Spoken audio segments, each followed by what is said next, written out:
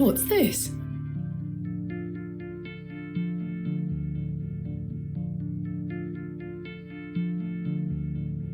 There's a strange stone strapped to the cover.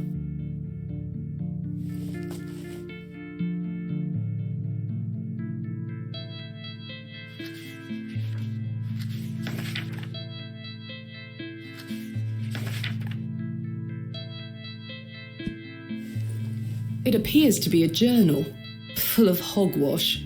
I don't recognize the handwriting. Maybe Stanley knows more about it. Good morning. How's your head, Miss Bateman? That were quite the tune you treated us to last night. To be honest, Stanley, I felt better. I take it you slid this journal under my door? I beg your pardon? The journal, Stanley. I certainly did no such thing. Nor could have anyone else. You're the only guest staying here. What's the meaning of all this? Do you propose that it manifested itself out of thin air? Well, I'm sorry. I just don't understand how else it could have got there. Are you sure there was no one else here overnight? Without doubt. How very, very peculiar. So, what does it say inside? Take a look. Well, I can't make head nor tail of it. Neither can I. Maybe someone else in the village can help you with it. What do you make of this stone? That's a funny-looking thing. It's got a cockerel on it. Yes, but have you seen anything like it? Never. Do you ever have strange dreams, Stanley? Me? I sleep as sound as a baby. I had one such dream last night. It was so vivid. What were it about? I was at Hobb's Barrow. Oh? But everything was different. Great peaks soared in the distance. And there was a creature. A creature, you say? Yes, a short, robed fellow, eyes as black as pitch. It told me that my father had been there in Hobb's Barrow many years ago, but something went wrong, and the creature helped him escape. It said that I would find proof in the morning. Oh, the journal! You've had a premonition, lass. Please, Stanley, I've no time for that nonsense. But I'll admit it's a strange coincidence. Now, what did I tell you about Hobb's Barrow? That I should leave it alone? Aye. Hogwash. Your dream reminds me of a story from my childhood. An old folk tale about Hobb's Barrow. What is this folk tale you mention? Well, when I were a wee boy, there were talk of a goblin. They say he lived inside Hobb's Barrow, hence the name, Hobb's Barrow. Hob, coming from hobgoblin, of course. Unfortunately, I don't remember anything else about it. I was told not to believe in such fairy tales, Stanley. Don't close your mind to such things, lass. I'm sure Mr. Shoulder will tell you more.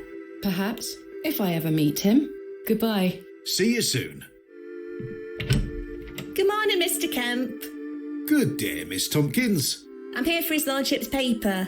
Sorry, lass. Mr. Price hasn't dropped them off this morning. I heard he actually left the village yesterday. Indeed, I can vouch for that. Ma'am? Good day. Oh dear. His lordship won't be pleased. My sincerest apologies, Miss Tompkins. I'll come back in a few days. Ta-ra. Goodbye.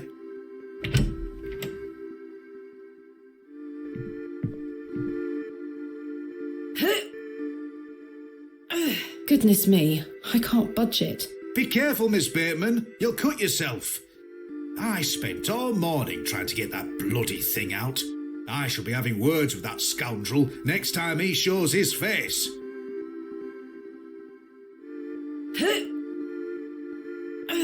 Curses. We have our very own Excalibur. It's all yours if you can pull it out, King Arthur.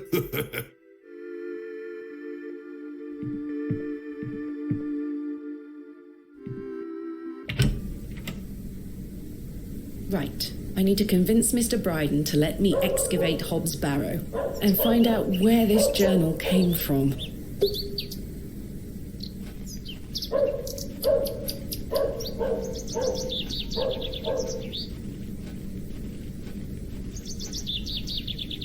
Good morning, Father Roach. Ah, Miss Bateman. What a pleasure to see you again. Have you tracked down Mr. Shoulder yet? Don't get me started. I'll take that as a no. Indeed. What do you know of Lord Panswick? Oh, yes. A rather important fellow around here. His vast land holdings give many a steady employment. What brings you to the square today? I'm meeting a couple of young congregation members to go over some scripture. You're welcome to join us. Thank you, Father Roach, but I have quite a busy day ahead of me. We will be at St. Edmund's, should you wish to join us later. What do you make of this stone? I don't recognize the symbol from any Christian iconography. Did you make it yourself? No, never mind. Do you recognize this journal? What a tatty old thing. You ought to take better care of your possessions, Miss Bateman. It's not mine. Then whose is it? That's precisely what I'm trying to find out. I'm afraid I can't help you. I haven't seen it before. Thanks for your time. Lord be with you.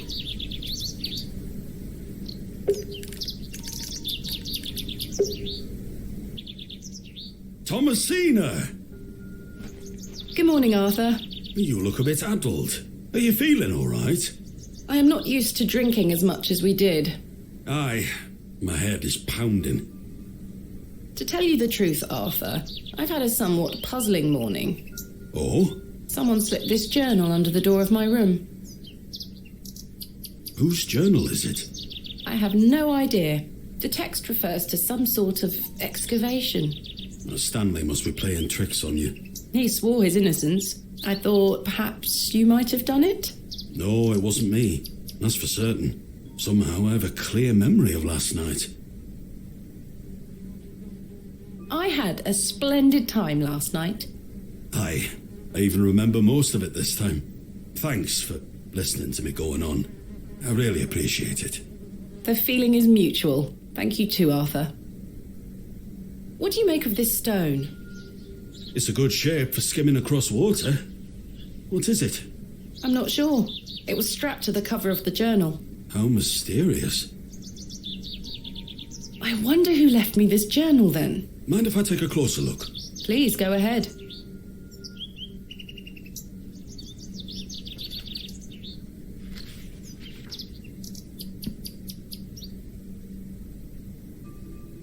The writings of a madman. I don't disagree.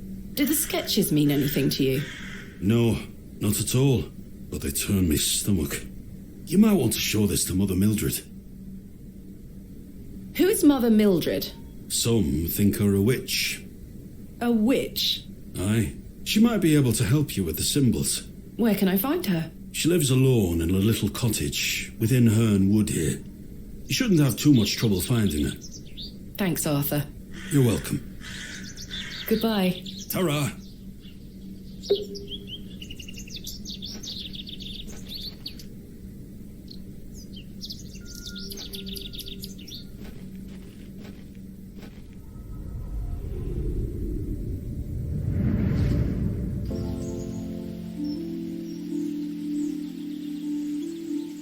Thomasina, dear, come say goodbye to your father.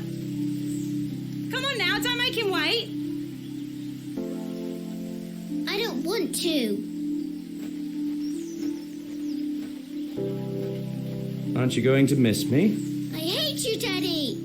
Those are strong words for such a little lady.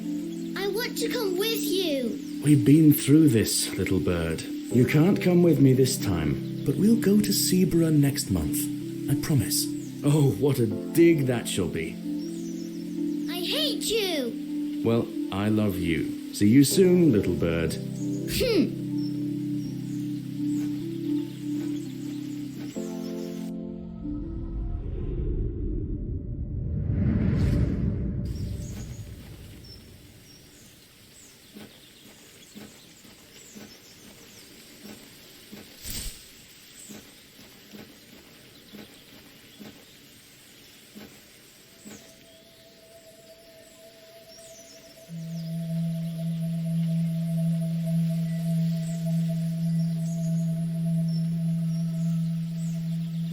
Please, forgive my intrusion.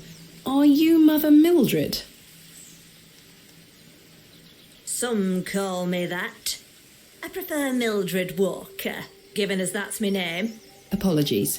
Thomasina Bateman. I think we met at Bewley Station. I take it Panswick's men have cleared off. Good riddance. Those ruffians would cut their own noses off if he asked them to. I recognised you the moment I laid eyes on you at the station. I beg your pardon? Oh, yeah, it's quite a striking family resemblance. You have your father's eyes, Miss Bateman. You knew my father? Such piercing blue eyes he had. What a handsome young man. William. He was here, in Bewley. Oh, yes. A long time ago, mind. 25 years by my reckoning. But I'll never forget those eyes.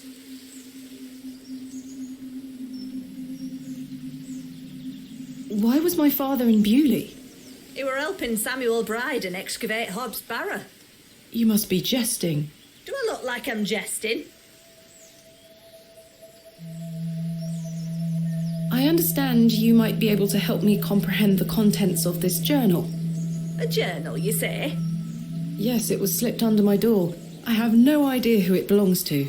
It contains peculiar drawings and strange passages. Arthur Tillett told me you might be able to help. I'm not a witch, you know. I didn't think you were, Miss Walker. Good. Well, let me take a look then. These drawings mean nothing to me, I'm afraid. Oh. But I think this belonged to your father. Why do you say that? This journal contains an account of when I met him, you see. You don't recognise your own father's handwriting. It's been so many years since I've seen it. What do you make of this stone? I-A-W. I haven't a clue. Perhaps it's an old folk trinket, or a talisman of some kind. The Moors are steeped in folklore. What can you tell me about the excavation? Well, not much. I only met your father twice. The last time he asked me if I knew anything about binding magic. Binding magic? He said he needed it for the excavation. Hogwash. My father is a man of logic and reason. Why would he be asking about such nonsense? Perhaps you don't know him as well as you think you do. Anyway, I know nothing of magic and told him so. He seemed disappointed. I never saw him again, but I understand the excavation went ahead. Samuel Bryden hanged himself not long after. Reason enough for you to stay well clear of that place. Do you know Lord Panswick? I know his labourers make a mess of these woods, the brutes. The man himself hasn't graced me with his presence. You've never met him? Not since he were a wee lad. A maid brought him to me with a sore stomach. It were all the rich food they were feeding him, nowt more. Can you tell me anything about Leonard Shoulder? I know of him, as is the nature of such a small town. I also know he invited you here. Little escapes you, Miss Walker. So they say. My path rarely crosses with his. Let's put it that way. But he's a nice enough fellow. I see. The landlord of the Plough and Furrow told me about a folk tale associated with Hobbs Barrow. Something about a goblin. Are you familiar with it? No doubt there is such a tale. Name any beastie you can think of and someone round here will have a story about it. My thoughts precisely. What do you think my father meant by binding magic? I've no idea. He didn't explain more and I didn't wish to pry.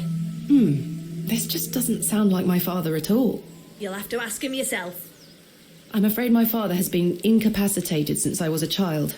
He cannot speak nor move. Terrible. Oh, I'm sorry. It's fine.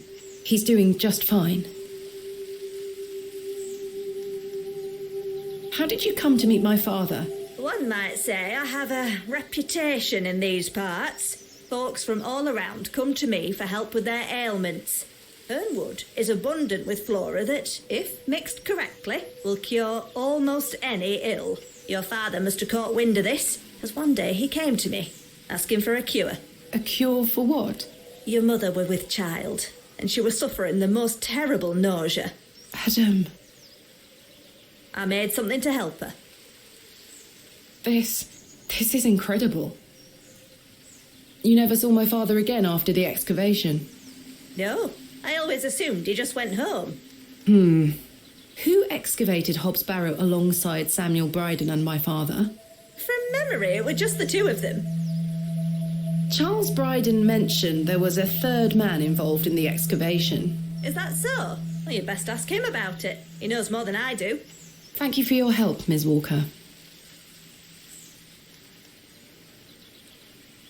Miss Bateman, Yes. remember what I told you when we first met? You're better off waiting for the next train back to the city. Why? Something terrible happened to Samuel Bryden in that barrow. Whatever they found down there, I'd wager it got to your father too. Tell me you won't disturb Hobbs Barrow. I can't make that promise, Mildred. Can't say I didn't warn you. There is something unnatural about that place. We must seek to understand the world by rational means, Ms. Walker. One cannot abandon reason.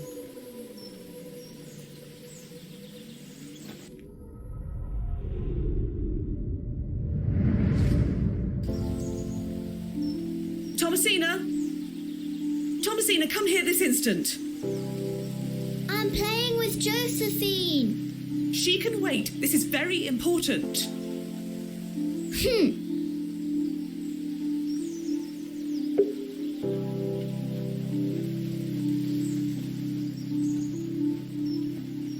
What is it, Mummy? It's your father. Daddy's home? No, my dear. I must go to Bakewell with haste. Miss Bowes will look after you whilst I'm gone. Is that clear? Where's Daddy? He's had an accident. What happened? He's come off his horse. Silly Daddy. Will he be all right? Of course he will be fine. Your father is as strong as an ox, but I need to go collect him, all right? Can't I come too? No, dear. Miss Bowes will look after you. But I want to come. Go pick up your dolls, then come inside, all right? Yes, Mummy.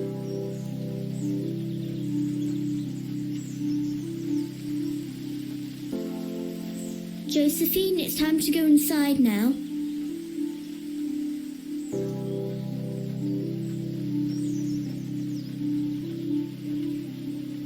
Where did Mummy go?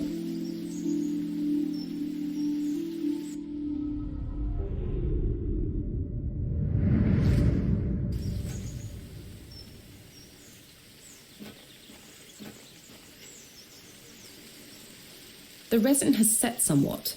It's firmly gripped to the stump.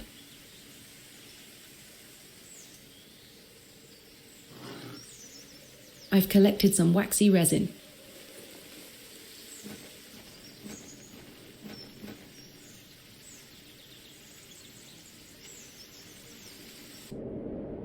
I helped him then, and I can help him again.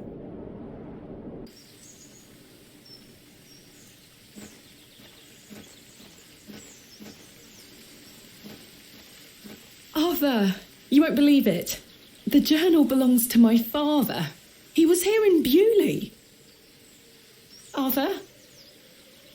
Hello? Oh, sorry. I'm trying to remember something. What is it? I'm not sure. Something in the woods. It will come back to me. You say your father were in Bewley? Yes. Mildred said that he helped Samuel Bryden excavate Hobbs Barrow 25 years ago. Well, I'll be.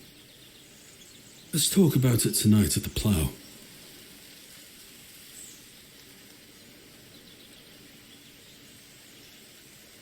That's fine, Arthur. We'll talk later.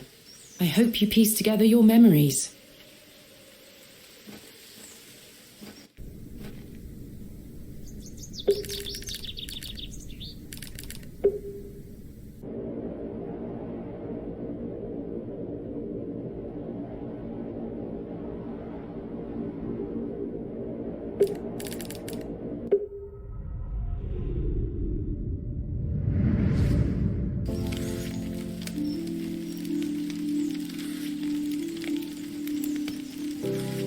Mummy? Get away from the fire, Thomasina. What are you burning? nothing. Just waste. Now go inside.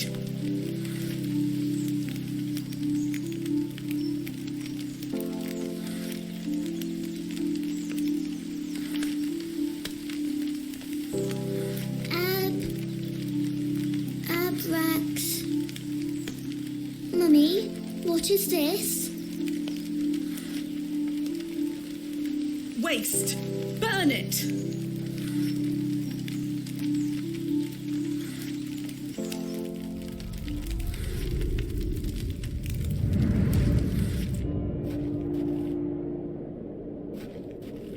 Good day, Mr. Bryden. Miss, I'll stop you there. I know what you're going to ask. No, I haven't changed my mind. There'll be no digging here, lass. Mr. Bryden, allow me to explain. There has been an astonishing development this morning. Yes? My father was with your brother during the excavation. Oh. Yes. Can you believe it? I had no idea he had been here. The answer's still no, lass. I saw what happened to poor Samuel. I won't risk the same happening to anyone else. But... That's enough now. You can feast your eyes on that hovel to your heart's content, but there'll be no digging. What do you make of this stone, Mr. Bryden? It was strapped to my father's journal. Wait a minute. Let me see that. By God. Wait here a moment. I need to get something from inside. I waited for what felt like an age. I now realised that Mr. Bryden must have been in a great debate with himself, wondering whether or not to share his own piece of the mystery with me. The goat stared at me, seemingly in pity, as I stood there in that rolling fog. Finally, Mr. Bryden emerged. Now then, as far as I know, what I have here is the only thing that Samuel brought back from Barrow. Take a look. Incredible! A pear! That's been in my drawer ever since Samuel passed. I suppose it might be important, so I kept it safe. Fate is clearly playing a part in your arrival, lass. Please, Mr. Bryden, allow me to excavate Hob's Barrow, a place that is no more than dirt and stone. You're not going to give up, are you, lass? I'm not. Samuel managed to say one thing about those men that helped him. I think it's time I tell you. Yes? He stuttered out that one of those fellows could barely walk after they got out of there. Tongue-tied too, the man were. My father? You what? My father. He had an accident around 25 years ago that left him bedbound and unable to talk. Aye, could be him. My mother told me it happened in a horse-riding accident. Samuel boarded up that barrow for a reason. Something unnatural occurred, I know it. Mr. Bryden, we must rely on our rational faculties to explain any... Promise me you'll be careful. Any sign of trouble, leave without hesitation, and we board that accursed place up again. Understood? Wait, you're giving me permission to excavate? Aye. Against me better judgment. I don't have the energy to stop you, lass. Thank you so much. I am grateful. Don't make me regret my decision. Take Samuel's stone. Are you sure? Aye. Give it back to me when you're finished, though. I promise. Thank you. I'll be sure to show you my discoveries, Mr. Bryden. I'd rather you don't. Now then, I've got things to get on with. I don't suppose you can spare any labour to help me with the dig? Don't push your luck, lass. Market's on today. Plenty of able-bodied men about.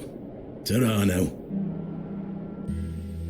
And like that, I finally had permission to excavate Hob's, but as exciting as that was, I was distracted by what Mr. Bryden said of his brother's associate. There was no doubt in my mind that father was the stricken man he spoke of. You told me he was crippled after coming off his horse. Why did you lie to me?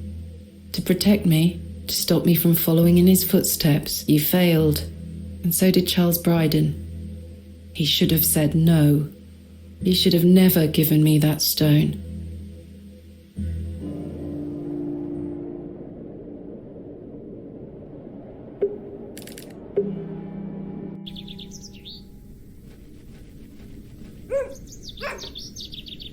Hey, boy.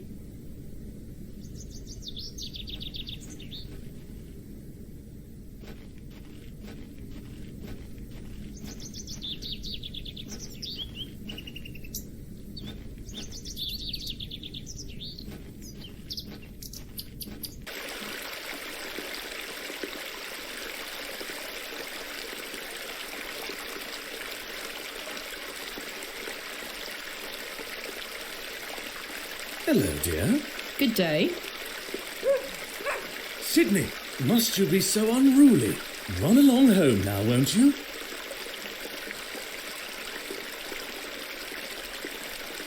I believe we've met. Miss Thomasina Bateman, the famous antiquarian. My reputation precedes me. I can assure you it does. And you are? James.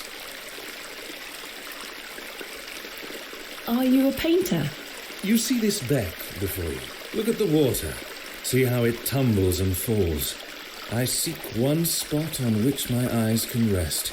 Be it a stone or a small corner of the current, I meet it with my gaze, and out of the tumbling and falling, a new land rises. I see a new world. You certainly have the eloquence of an artist. What are you painting? A new world. Quite the ambition. Indeed, my ambition knows no bounds. Can I see it? Not yet. It's not finished. And such a world is not complete without you in it. You flatter me, James. Nonsense. Say you'll let me paint you. Why not? Magnificent. You shall be the shining star of my new world. I don't really have the time now, though. Perhaps later? Don't fret, my dear. When the time comes, I shall call on thee. Capital. What do you make of this stone? It looks antique. You might want to keep a hold of it. Do you know of Hob's Barrow? I'd like to know more about you, Thomasina. What time do you like to rise in the morning? How do you like your tea? What makes you happy? Well, I like to rise early and watch the sunrise. With your husband, I'm sure. No, I'm currently unentangled. Such a view should be shared with at least a lover. Do you deem yourself fit for this position? Indubitably. But do go on. How do you like your tea? Hot, with just a splash of milk. No sugar, of course. No sugar. It rots the teeth. Your smile is as dazzling as the Himalayan snow. Oh, James. And finally, what makes you happy? Spending time with my father. I should like to meet him. Perhaps you will. And you, James? I propose the same queries to you. All in good time. My truths will surround you in good time. Do you know Leonard Shoulder? A man of Bewley? Yes. I care not for the men of Bewley. Only for the visitors. Was that your dog? Yes, his name is Sydney. Quite the excitable pup. Don't mind his bark. The little fellow wouldn't hurt a fly. What do you know of Lord Panswick? A fine gentleman. Now that is someone who commands respect. Do you know him personally? No, I don't think anyone can really claim that. But what a tiring subject. Shall we discuss something a little more exciting? Goodbye. See you soon, my dear.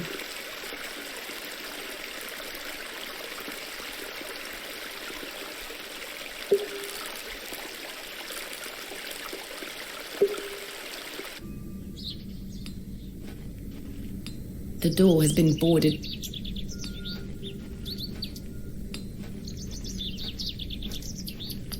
Hello, Miss Tompkins.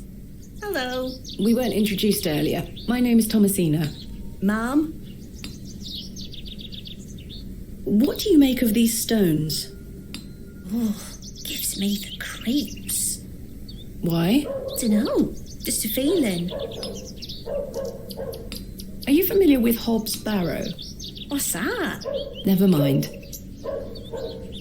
How do you fare, Miss Tompkins? I'm waiting for Mr. Ambrose. Have you seen him? Who's that? The milkman. Miss Fenchurch will be ever so cross if I've no milk for his lordship. I'm afraid I haven't seen him. Who is Miss Fenchurch? His lordship's housekeeper. You are in the employ of Lord Panswick? Aye, he employs Arthur Bewley in one way or another. I'm in need of some help for my excavation. Do you think his lordship could lend me some of his labourers? Maybe. Might you introduce me to him? Sorry, ma'am, but his lordship doesn't take visitors. Any road, I must wait here for Mr. Ambrose. Miss Fenchurch will be ever so cross if I've no milk for his lordship. If Mr. Ambrose doesn't turn up, and I find you some milk, would you be able to introduce me to Lord Panswick? His lordship really doesn't like visitors, ma'am. I'll take the risk. Miss Fenchurch will be cross with me. But she'll be even crosser if I come back without fresh milk. So, do we have a deal? Aye. Bring me some milk and I'll take you to his lordship. Thank you. But hopefully Mr. Ambrose will arrive soon. Have you been waiting long for Mr. Ambrose? Aye. He should have been here a good 2 hours ago. He's here every market day, you see. He sells only the freshest milk. Miss Fenchurch swears by it. I hope misfortune hasn't befallen him on his way here. I'm sure he will turn up. Oh, I hope so. I'll let you know if I find some fresh milk. Thank you, ma'am. But tell me if you see Mr. Ambrose, won't you? I will.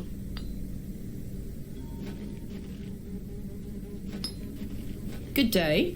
Freshly picked apples, miss. Would you like to try one on the house like? Yes, please. Here you are, miss. The apple looks somewhat rotten. It's riddled with holes.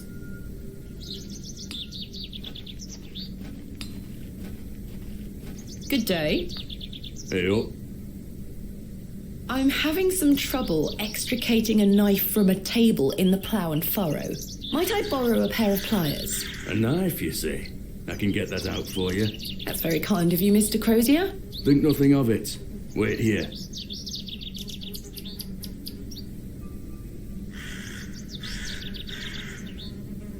That were a struggle.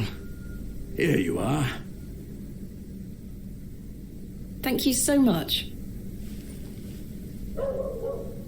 Are you familiar with any local folklore? Oh, aye. The old cobbler used to tell me some right stories. Swore he sold a pair of boots to a goblin when he were a young man.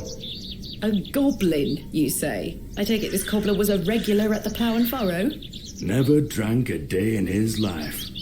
Sober as a judge. Have you been to the Devil's Toe? Yes, I'm familiar with the cairn. Some say they've seen the goblin's daughter there, playing her fiddle. Can't say I've seen her myself, mind. Thanks for your time. Aye. Speak to you later.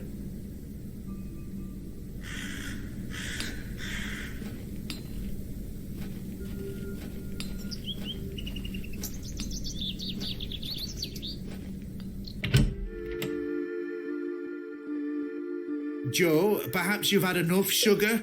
Don't you start an all. Hands off me, sugar.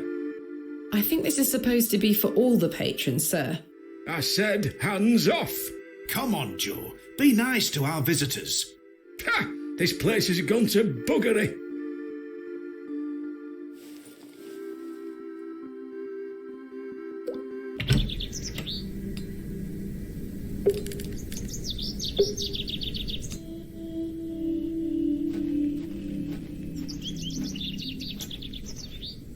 Hello?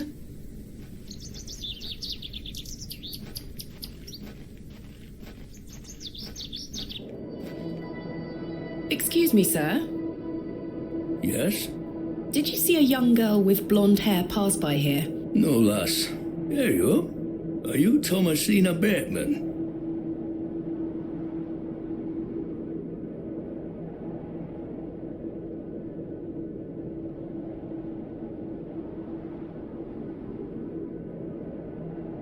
That's my name. How marvellous.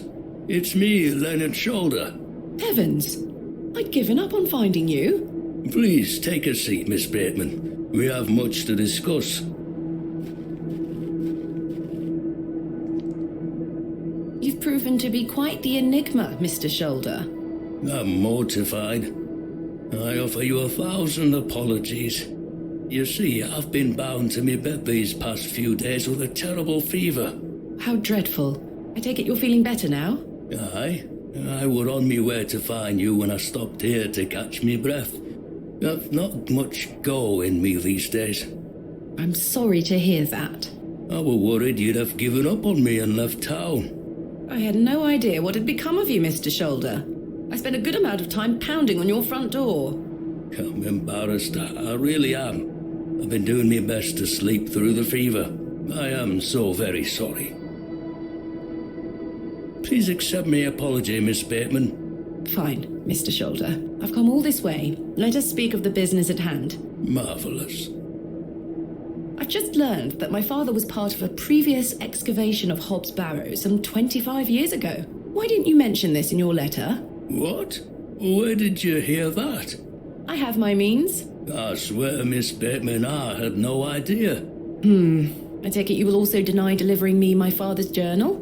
I'm confused. What journal? My father's journal was slipped under my door at the Plough and Furrow. It wasn't you who did this? I've been bound to me bed, lass. What an extraordinary coincidence. You are following in your father's footsteps. It would seem so, Mr. Shoulder. Why did you invite me to excavate Hob's Barrow? I've always been curious about the colourful folklore surrounding the place. My father told me all sorts of stories about it when I were a wee fellow.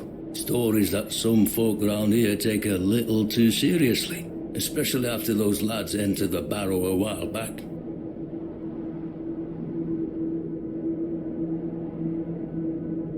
How did you know about me? I saw your interview in the Bakewell Times. A young lady travelling about the land, digging up barrows. Perfect for the job. But why do you wish to excavate the Barrow? I want to see what those lads found in there. My curiosity has grown over the years. Now it is time for the mystery to be solved. I must say I am rather eager to find out what's in there myself. Mr. Bryden has given me permission to excavate Hob's Barrow. Marvellous! I'm sorry you've had to sort all this out in my absence. When do we start? Tomorrow, I hope. But first I need to recruit some locals to assist with the dig. It's too much work for me to do on my own. I see. Bewley has its fair share of strapping young lads. You'll find assistance, Miss Bateman. Did you know my father? I don't believe so. What's his name? William Bateman. He was in Bewley for at least a few days, from my understanding. I'm sorry, lass. The name doesn't ring a bell. Are you sure you had no idea of my father's involvement in the previous excavation? I'm quite sure. A most fascinating coincidence, but nothing more than that. I'm starting to wonder if it's more than mere coincidence, Mr. Shoulder. Miss Bateman, I did not take you for a credulous individual. None of the sort. What can you tell me about the previous excavation of Hob's Barrow? Oh, it were 25 years ago, or thereabout. Back then, Bewley were undergoing a period of great strife. Samuel Bryden hadn't harvested a single crop for 2 seasons. Even Hernwood was sick. Berries went to rot almost as quickly as they grew. Folks started to believe the ground were blighted. Disease spread through the livestock too. People were going hungry, a panic set in. That sounds terrible. Aye, but I managed to keep myself fed. These things happen in nature, but the blame for it all fell on Hob's Barrow. It were long said that a goblin made his home there. A rumour took root that the goblin were not best pleased with the villagers. In revenge for some unperceived slight, the goblin placed a curse on the soil itself. The villagers believed that ridding the Barrow of its lodger would put an end to it all. Hogwash. My father would have paid no heed to such tales. Whether it were his intent to join the excavation when coming here, I do not know. But whatever it were that Samuel Bryden and those lads did inside that barrow, people say it did the trick. The crop started to grow back, and health returned to the livestock. Bewley were no longer in the grip of dark forces.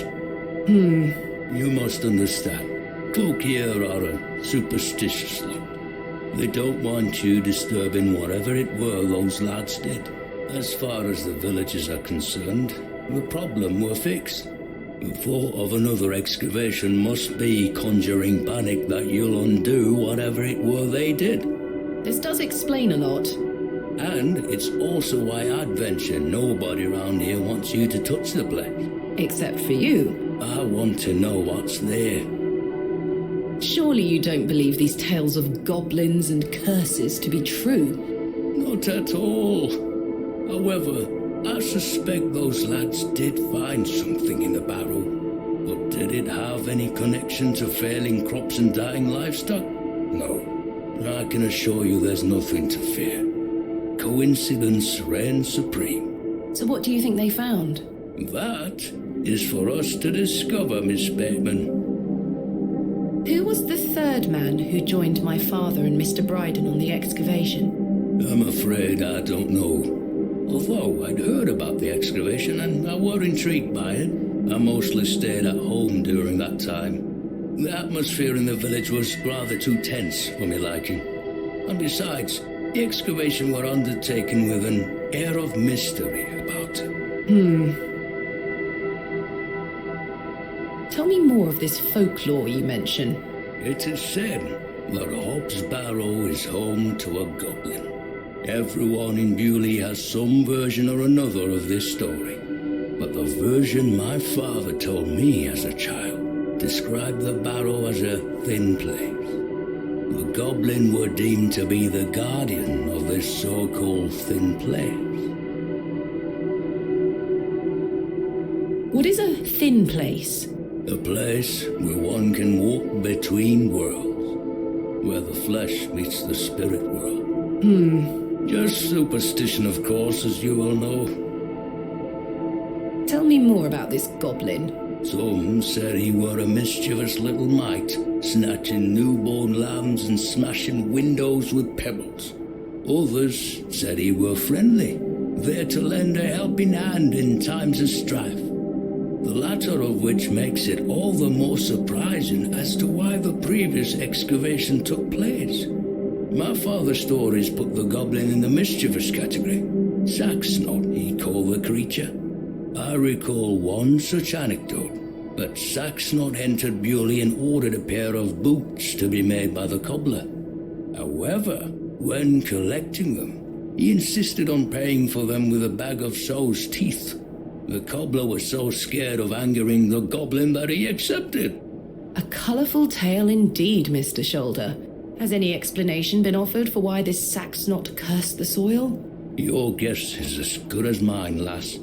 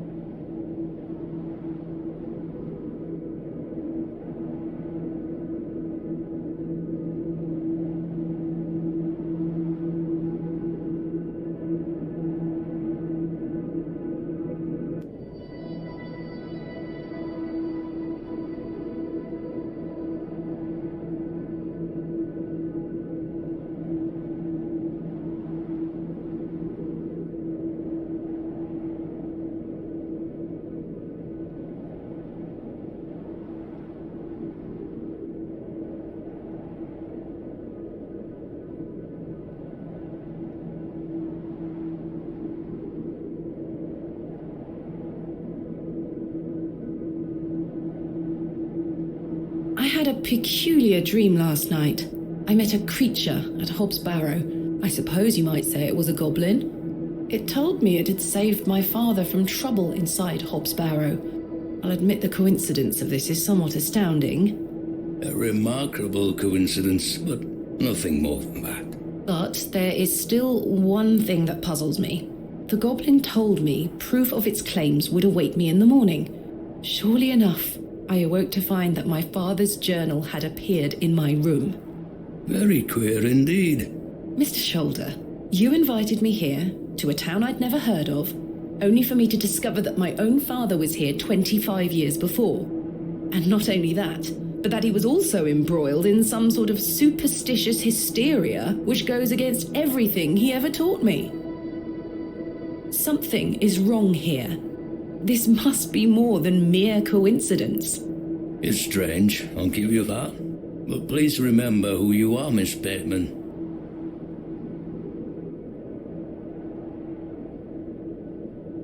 This is my father's journal. Incredible. Can I look inside? You may. Look at these drawings. Wonder what it all means. You and I both. It all feels very out of character for my father. I'm sure you'll find the answers beneath the soil, Miss Bateman. What do you make of these strange stones, Mr. Shoulder? They seem to originate from the previous excavation. One belonged to my father, the other to Samuel Bryden. Marvelous things. They look ancient. I agree. I've never seen anything like them in all my digs. Is this your glove? I've been looking all over for that. Where did you find it? In the alley behind the plough and furrow on the night of my arrival. Were you there? As I say, I've been bedbound for several days, Miss Bateman. How odd. Can I please have it back? Here. Thank you.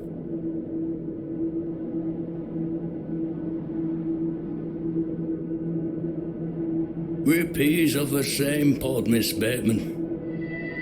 I knew you wouldn't be frightened by a few old stories. It will be interesting to see what those lads found in there. Certainly. Thank you so very much for responding to my letter and for coming here.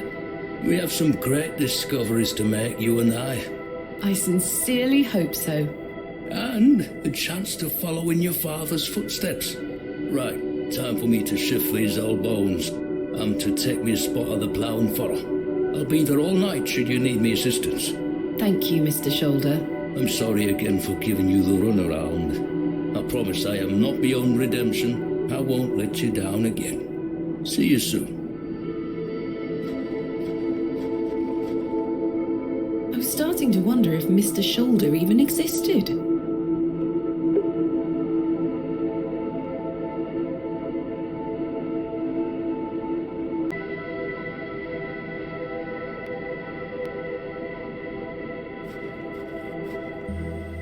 The day was starting to test me. The word coincidence felt insufficient to explain what was happening. It was after that first conversation with Leonard Shoulder that I started entertaining thoughts of a truly irrational nature. What if my dream wasn't just a dream?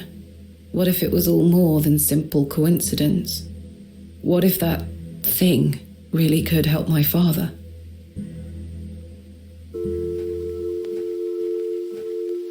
Good day, little one. Hello?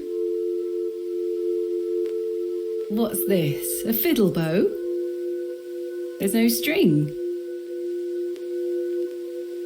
Would you like me to fix your bow so you can play your fiddle again?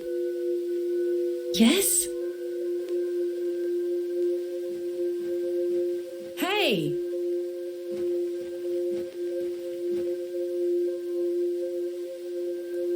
Most peculiar. Perhaps I can mend the bow for her. If memories of my childhood violin lessons serve me right, bowstring is made from animal hair, coated in a waxy resin. The strings don't vibrate without it.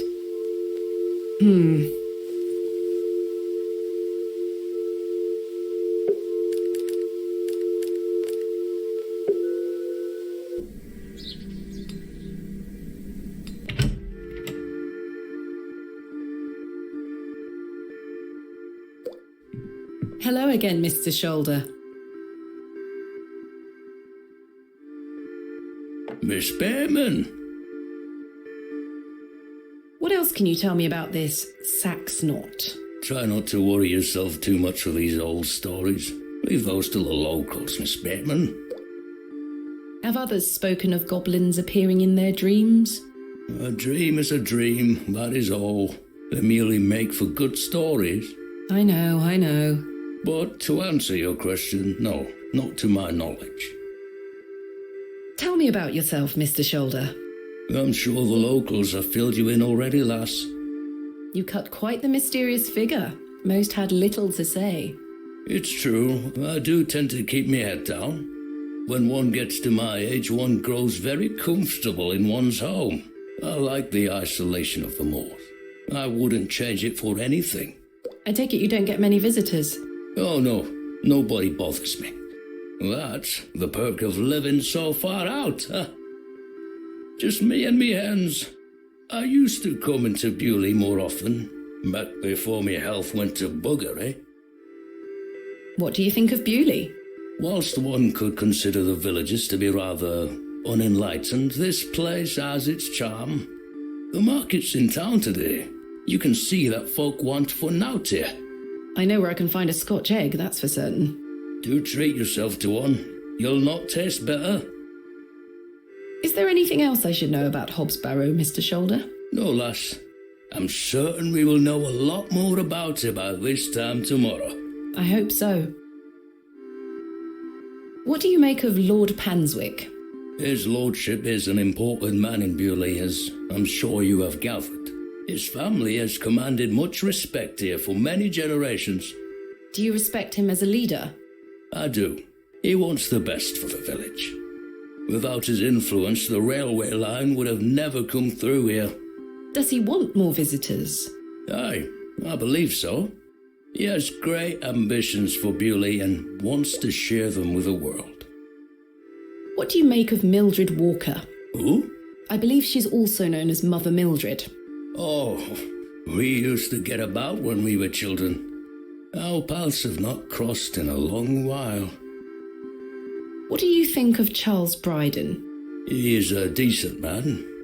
It must have been hard for him after that terrible business with his brother. Without a doubt. I must say I had assumed you had at least spoken to him about my visit. Sorry, lass, I had no intention of giving you the runaround. Again, I can only apologise. If you don't mind me asking, what is the nature of your ongoing illness? Oh, just the ravages of age. Getting off this bench will be a small battle in itself. Something you won't need to worry about for many a year, Miss Bateman. Growing old is a blessing and a curse. And what of your recent fever? An ordeal it were. So much tossing and turning. But I'm right as rain now, especially after a mug of ale. Don't worry about me. What are Lord Panswick's plans for Bewley? He's rebuilding an old chapel on his estate. He seeks to bring God back to these lands. But what of St. Edmunds? I think Father Roach might argue God has never left. Indeed. Let's leave such arguments to them, shall we? Thank you for your time. Aye, Miss Bateman. I'm looking forward to tomorrow.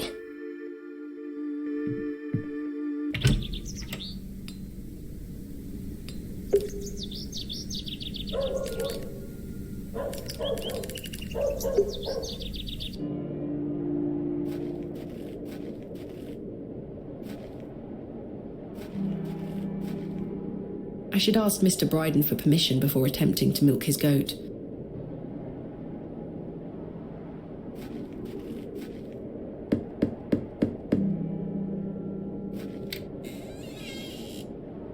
What do you want? Do you have any fresh milk going spare? If you can get any milk out of old Eunice, you're welcome to it. Eunice? Me goat. Good luck.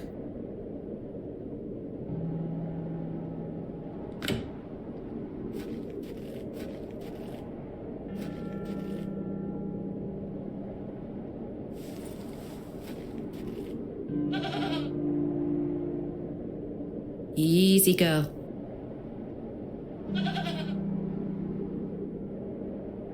I'm not fond of goats at the best of times, but this one seems particularly disagreeable.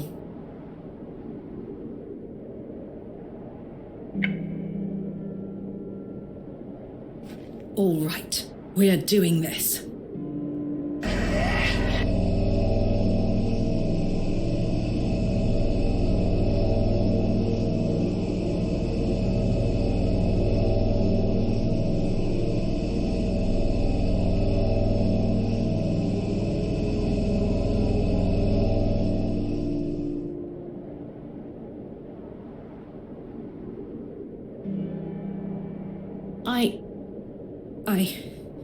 I'm not sure what that was.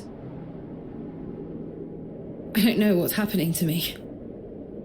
All this superstitious nonsense must be getting to my head.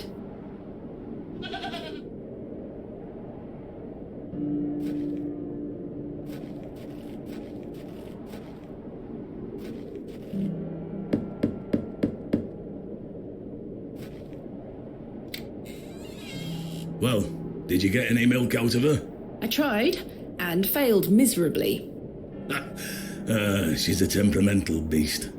Perhaps you could milk her for me? I'd like to help you, lass, but I've just had a flare-up in me joints. I worked myself too hard this morning. I couldn't bend down to save myself. Is there anything I can do to help? My wife would say I'm beyond any help, I'm certain of that. But if you know of any remedies for aching joints, please send them my way. I'll see what I can do, Mr. Bryden. I'm going to rest for a while. Ta-ra now.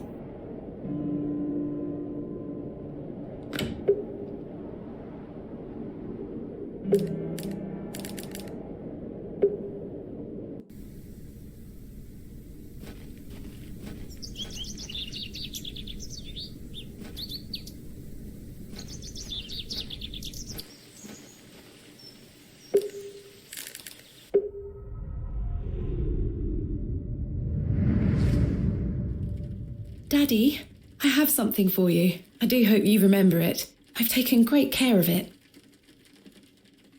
I'll fetch it for you now, all right?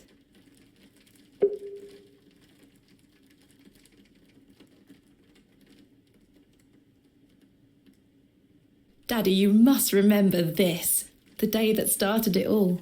It's the red urn you buried in the garden for me. My first ever excavation. Where should I put it? Perfect. It will catch the light from your lamp so nicely. There. I'm going to become a great barrow digger just like you. I hope the pot reminds you of those adventures we had together when I was a child, and how thankful I am for everything you've taught me. Now I must tell you about my visit to Pallinghurst. I found an arrowhead.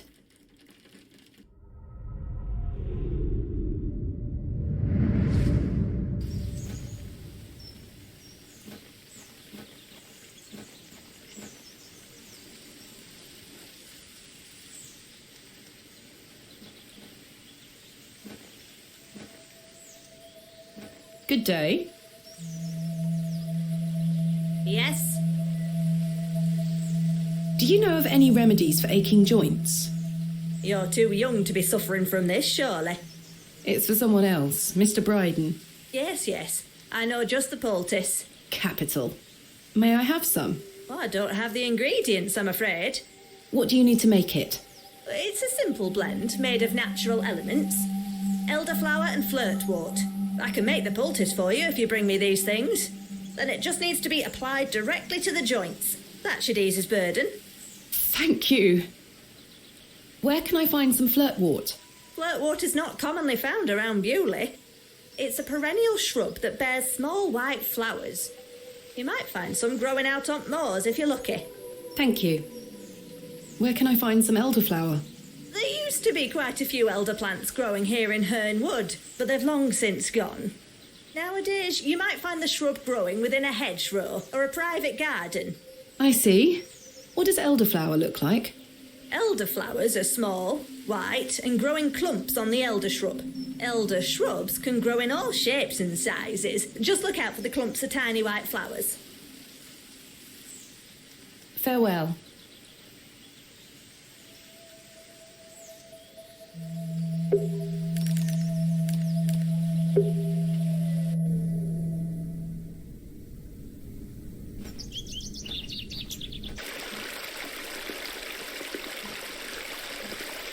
This looks like it might be elderflower. I'll take some.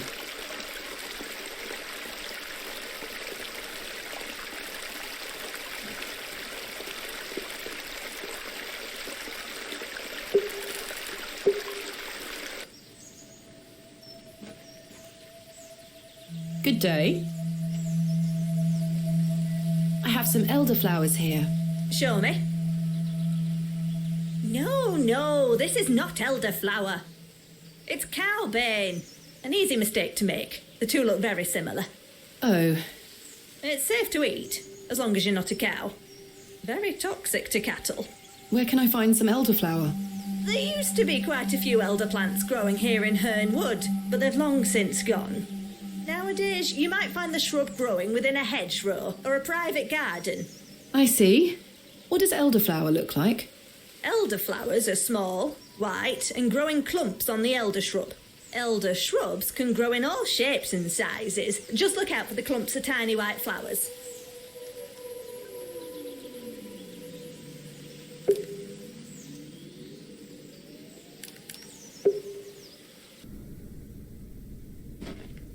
Excuse me, Miss Bateman. I'm in something of a hurry. Farewell. God knows when we shall meet again. Which work is that quote from? Romeo and Juliet. Oh, he's gone.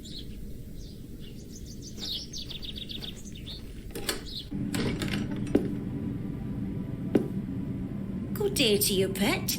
Hello, Mrs. de Plancy. If you're looking for Father Roach, he won't be back until tomorrow. Where is Father Roach? You might have noticed the good father has a green thumb. He's gone to visit his friend in the countryside to purchase some seedlings for his tower garden.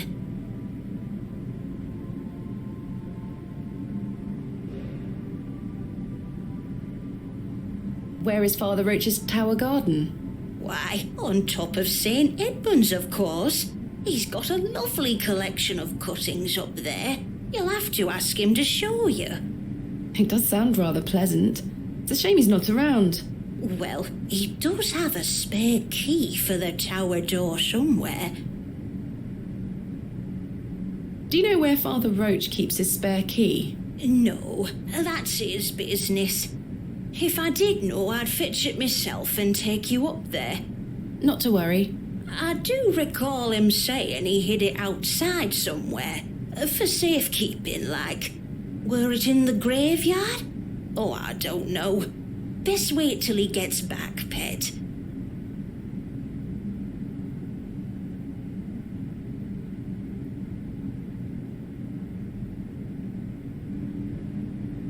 Does the name Saxnot mean anything to you? Is that a village near Erdlow? No, never mind. I found out my father visited Bewley some 25 years ago. William Bateman, perhaps you remember him? Bateman? William Bateman? I remember a William Baldwin. He were a right miserable sod. My father was only in Bewley briefly, from what I understand. I'm trying to piece together what he was doing here. You'll have to ask him. I don't recall anyone of that name. Thanks for your time. Lord be with you.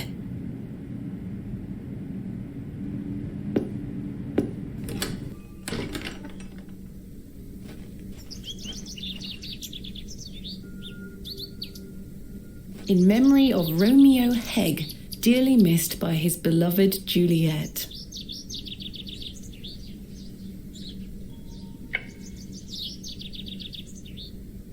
I think I can chip away at this plaster.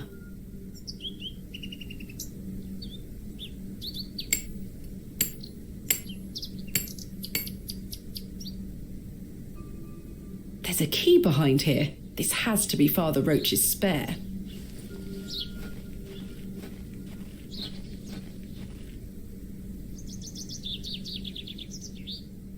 That's a peculiar idea. It's locked.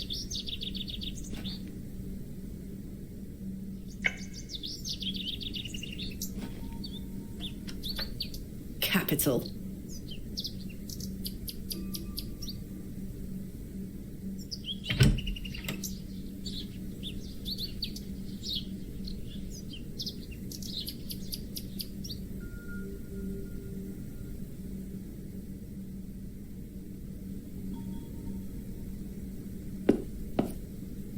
A small label on the pot reads flirtwort. This is just what I need.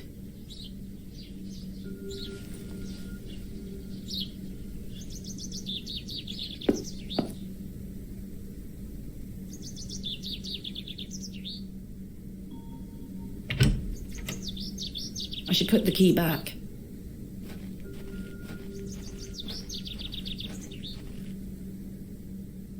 There.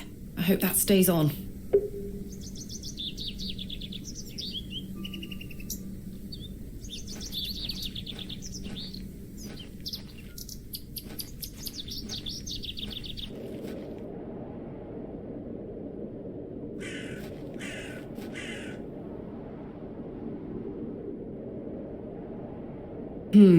You're coming with me, little fellow.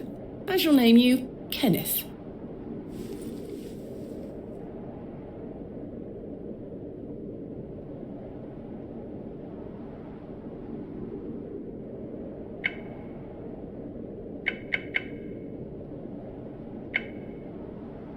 The worm has found a new home within the holes of the rotten apple.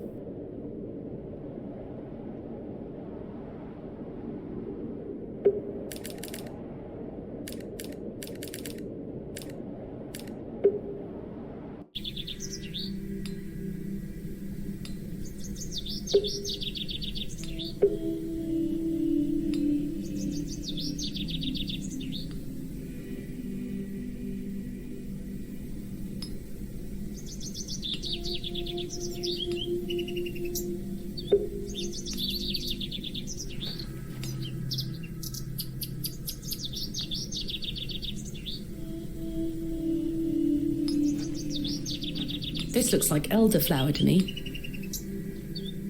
Good day. Fresh produce?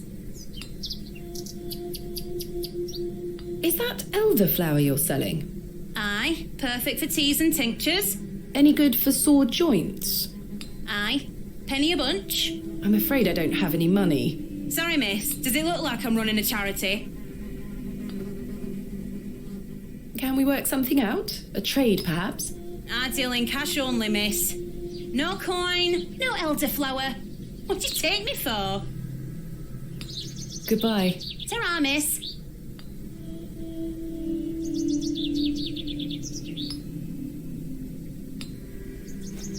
Hello, Jane. Miss, watch me juggle.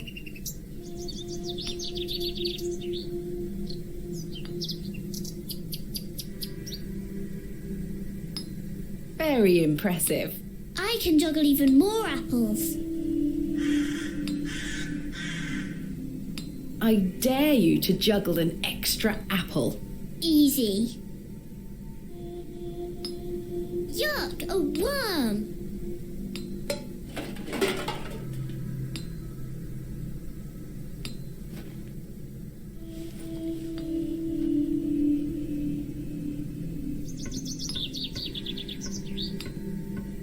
I managed to swap them without her noticing.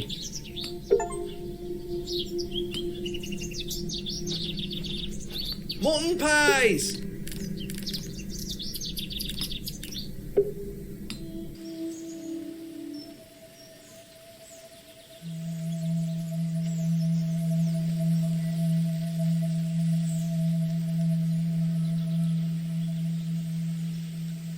No, that won't achieve anything useful. Good day. I have the ingredients you asked for. Wonderful. Hand them over.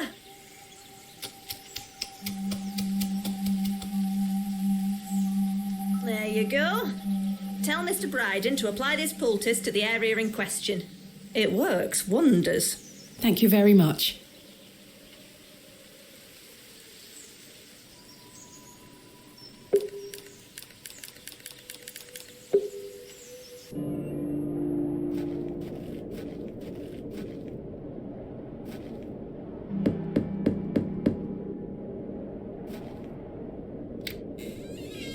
Yes?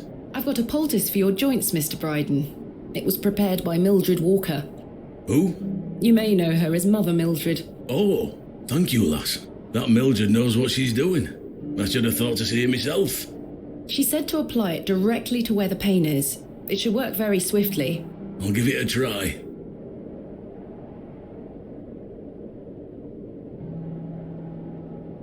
Oh, that did the trick, lass. I feel like a lad of 20 again.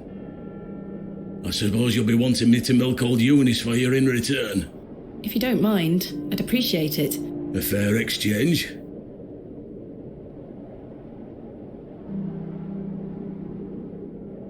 Stand well back, lass. Believe me, I'm not coming an inch closer.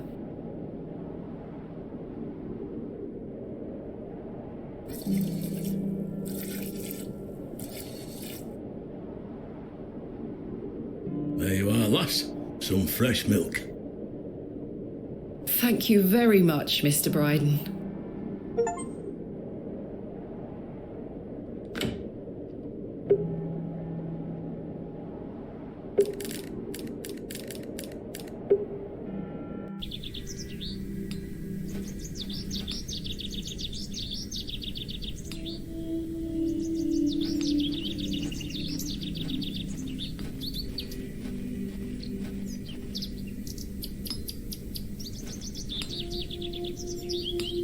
I've got a pail of fresh milk here for you, Miss Tompkins. You haven't? Here. Mum, you've saved my hide. Thank you. Are you all right? I'm worried about Mr. Ambrose. Any road, I'm heading back to Panswick Manor now. Would you still like to meet his lordship? Very much so. Now, I can't guarantee you'll be home, all right? He's a very busy man. I'll take my chances. Follow me, then. Come on over. It's not much further.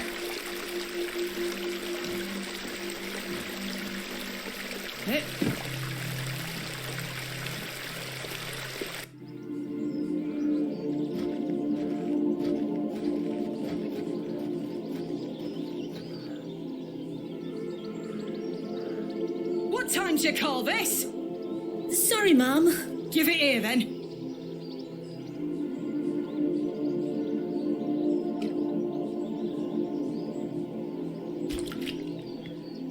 What the hell is this muck? Goat's milk, Mum. You daft beat. Since when does his lordship take goat's milk with his tea? Oh, he will not be pleased. Get back to your sweeper before I clip you over the head. Sorry, Mum.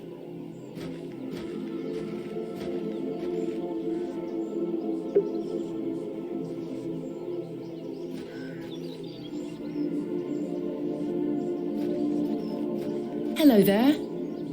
Bugger off, you whelp. This is private land. I was wondering if it might be possible to speak with Lord Panswick. Are you deaf, girl? Don't make me fetch the guards. They're armed, you know. By Christ, you're like a dog with a bone. Do you want to get yourself shot? I can assure you the only things getting shot around here are the pheasant. And perhaps the odd grouse. Greetings, my lady. Lord James Panswick, at your disposal. You're Lord Panswick? As I live and breathe. You could have told me that before. What is life without mystery, Miss Bateman? A predictable stagger to the grave? I was imagining someone... Much older and far less handsome?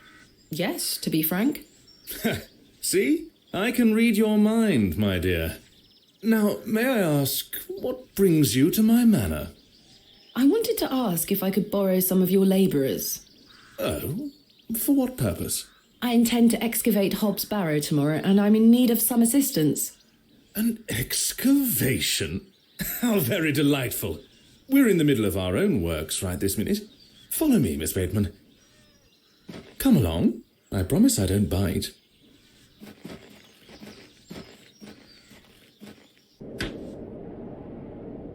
For generations, this chapel was a place of unique devotion.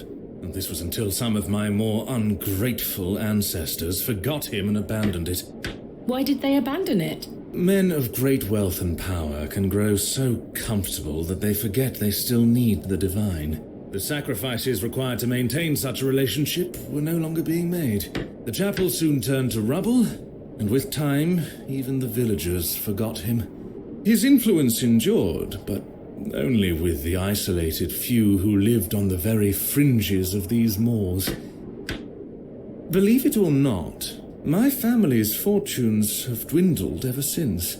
Since I succeeded my father, it has become my life's work to restore this place of worship. With this sacred place rebuilt, he shall be venerated once more, and the name Panswick shall be uttered again across all of England. He guided the hands of my ancestors. Now it is time for him to guide us.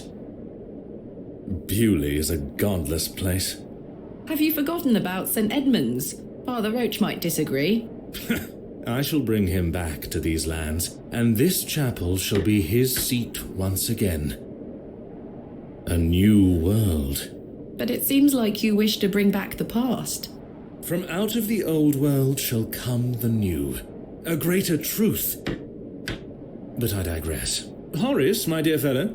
Aye, your lordship. This fair lady here is in need of some assistance. Would you and your chaps be up for a spot of digging at Hob's Barrow tomorrow? Hob's Barrow? Aye, your lordship, 'tis no bother. Good man. You're in luck, my dear. These are my finest, and they're all yours. Thank you. I am grateful. On one condition. Yes? I've heard wonders about Mary de Plancy's Bakewell puddings. I'd rather like to try them for myself. Your lordship, you're giving me the help of your men in exchange for cakes? Yes. But... Farewell, my beauty. Wait!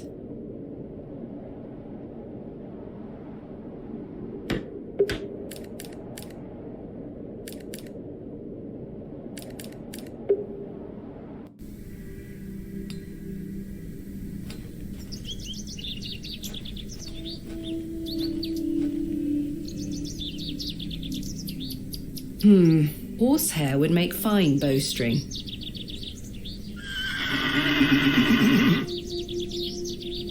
She almost took my head off.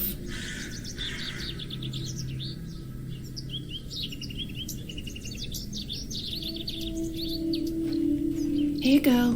Eat this.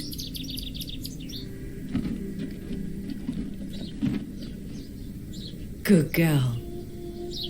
Hopefully that's gained some trust between us.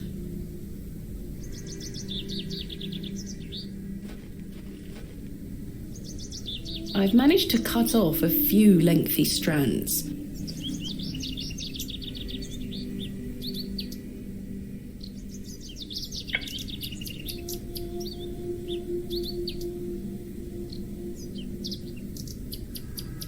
There we are. This should make sufficient bowstring now.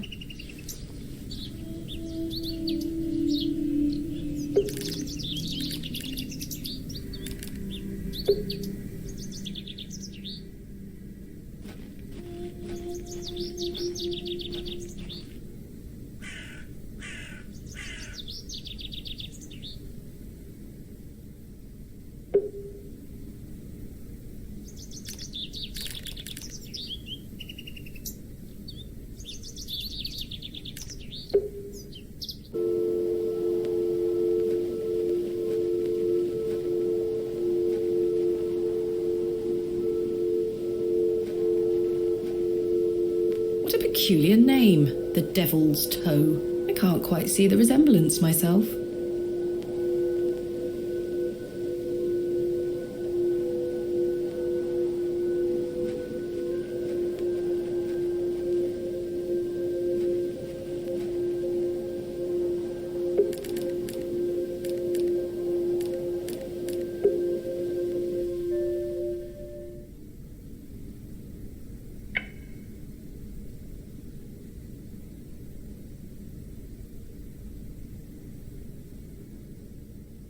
I've done it. The bowstring seems to hold on sufficiently.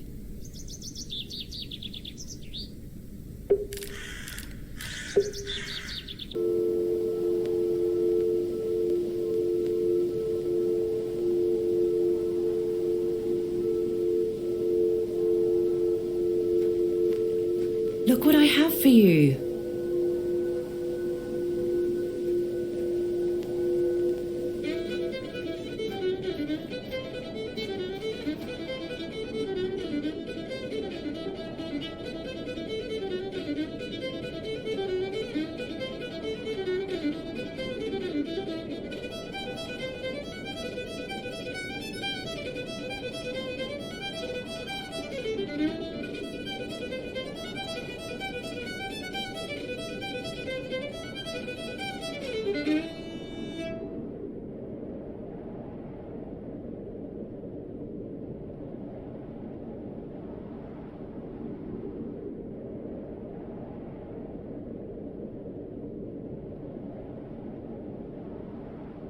My head is spinning. What happened?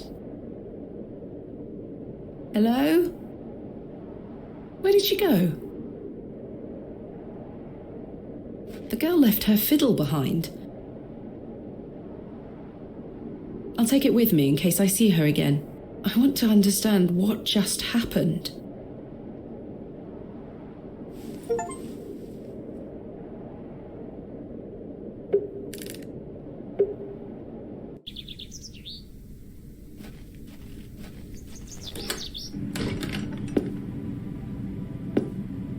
Good day to you, pet.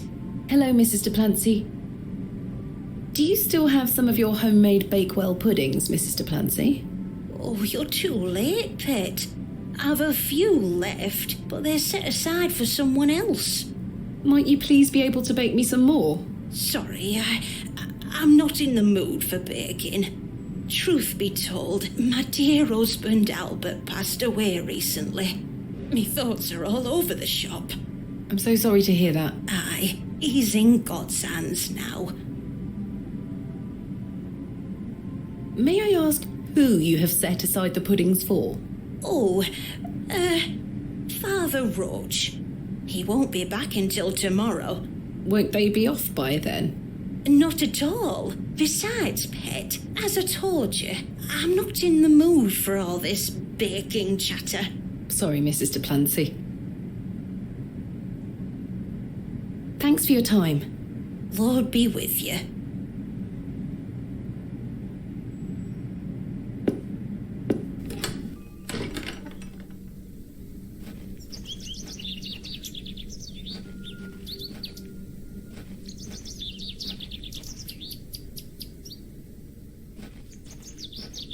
The simple wooden cross bears a small plaque on which is inscribed the name Albert Duplancy. Relative, are you? No, just looking. He were the cobbler who's going to mend me boots now. Ha! Hello. My name is Thomasina, and you are? Now then, that's none of your concern, love. Does this fresh grave belong to Mrs. Duplancy's late husband? Aye. Rather bare, isn't it? My job is to dig the graves, not decorate them. What can you tell me about Lord Panswick? Naught to say, except don't be sniffing around his lordship's manor. You'll end up with a round of shot in you. I beg your pardon? You heard me. Just mind your own business around here. What can you tell me about Bewley? Not much around here, love. Not worth mentioning to you, like. I see. Do you know a man named Leonard Shoulder? I don't know aught about no Leonard Shoulder. What do you do around here? Hey up, you're not scared of sticking your neb in. I look after the churchyard. Dig the graves. Ha! What can you tell me about the church? Aye, it's a church. Quite. Goodbye. Ta-ra.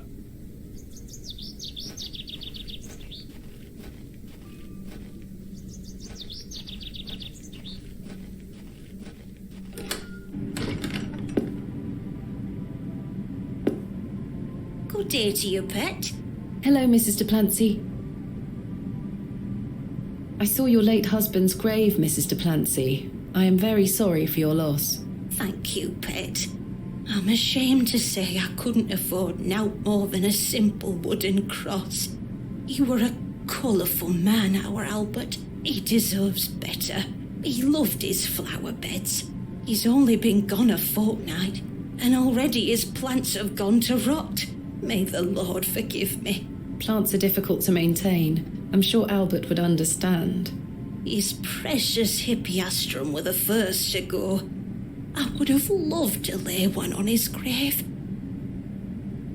What does a hippeastrum flower look like? Oh, beautiful things they are. Tall stems topped with large red flowers. Hard to grow in this climate. They were his pride and joy. The remarkable thing is there's no scent to 'em. That's why he loved 'em so much. You see, he hated anything that smelled sickly sweet. Hippeastrum were just perfect. Let me know if you come across one, won't you? Of course, Mrs. Duplancy. Thanks for your time. Lord be with you.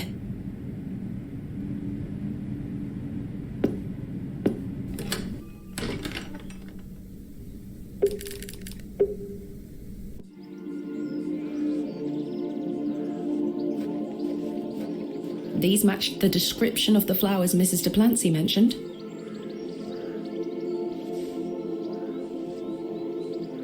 There's no scent. You get away from my hippeastrum! Ah, apologies. Move! Well, that confirms it.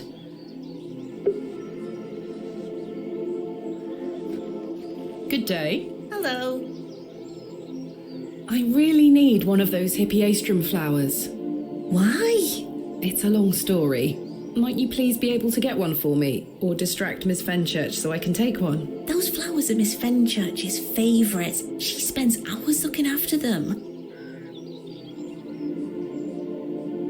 Sorry, Mum. It's just that I'm so worried about Mr. Ambrose. The milkman? Aye. We were to run away together today. I see. I'm worried sick that he stood me up. Without Mr. Ambrose, this job is all I have. I can't risk losing it over a flower. I'm sorry, Miss Tompkins. I still haven't seen him. Do you think he's abandoned me? I'm sure that's not the case. He must have been delayed somewhere. Could you try to find him for me, Mum? Oh, please, Mum. I'd do anything for you if you found my love. I can try. Oh, thank you. You're ever so kind, Mum. Goodbye. I'd best get back to work.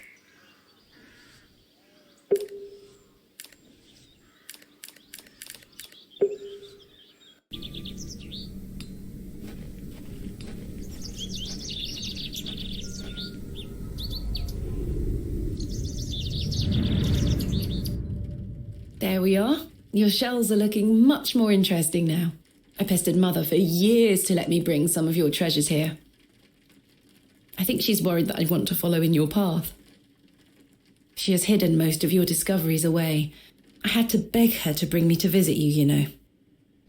I shouldn't worry you with all that. Do you know that I have a story for each of these pots? Well, I don't know if they're all true, but they are my memories.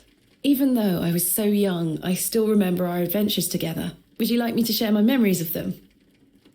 Well, I'm going to, whether you like it or not.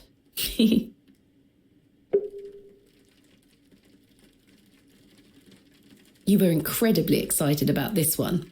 I hadn't gone on an expedition with you yet. You were so happy about it, showing it to Mother and I. You didn't stop talking about it for hours.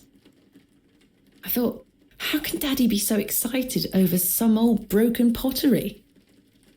But it wasn't long until I understood. I think you brought this one back from a trip abroad. I would have loved to go with you, but Mother didn't want me to. I remember you being so proud of it. It looks ancient. We found this one together in that mucky old barrow near Avebury. I think it was the second time you'd taken me on a dig with you. I remember you bringing it up to your face to look inside and shrieking in horror. "There's a bloody rat in there," you screamed.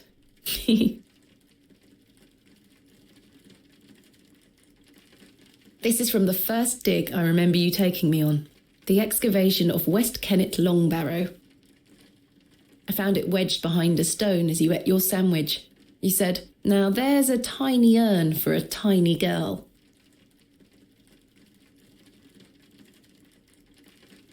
We talked about this one already. The red urn you buried in the garden for me. It seems like such a long time ago. Mother was so angry when you brought this one home, wasn't she? "William, that simply will not do. It's taking up all the space on the mantelpiece."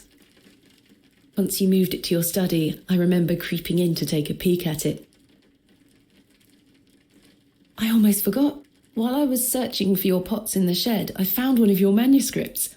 I thought Mother had burnt all your notebooks, but she missed one. It was an account of barrows across the east of England. I managed to read it all before Mother took it away. Daddy, it was fascinating. I've decided that is what I want to do with my life. I'm going to travel the country, excavating and documenting my own finds. Well, as soon as I'm old enough to escape Mother, that is. When you're feeling better, we can go out on expeditions together again, just like we used to. I promise you'll get better, Daddy. I'll do whatever it takes to make it so.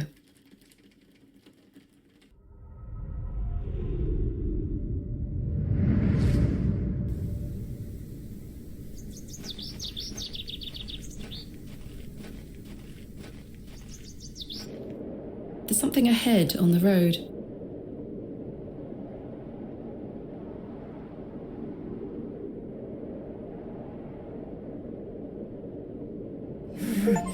My God!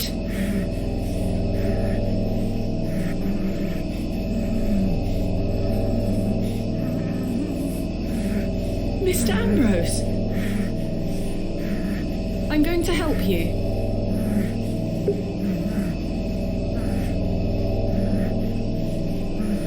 Please hold still. I'm going to cut you free.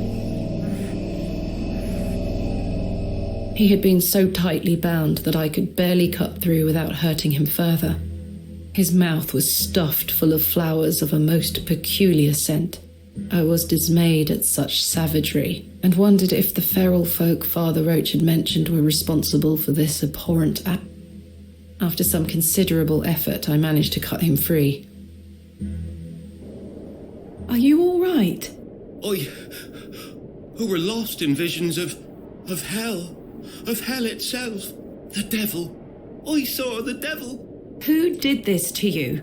I don't remember. Oh, the terrible sights I saw.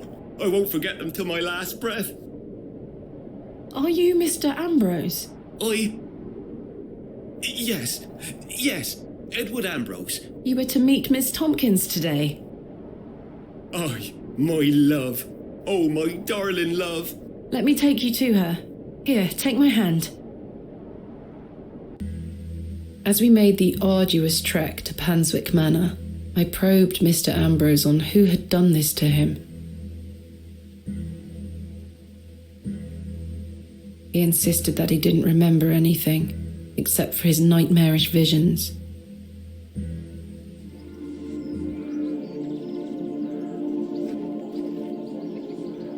My love. Eddie! Jesus, what happened to you? Were you in a fight? Now, fret not, my love. I thought you'd abandoned me. Never. Thank your friend here for helping me out of a bind. Oh, Eddie! Let's get out of here, my darling. Hang on. You thieving bint! I'll have your guts for garters! Oh, stick it where the sun don't shine, you bitter old sow! The cheek! Here you are, ma'am. Thank you, Miss Tompkins. No, thank you for finding my poor Eddie. Aye, thank you, lass. Let's go, Eddie. I'm never setting foot on this godforsaken estate again. Good luck, you two.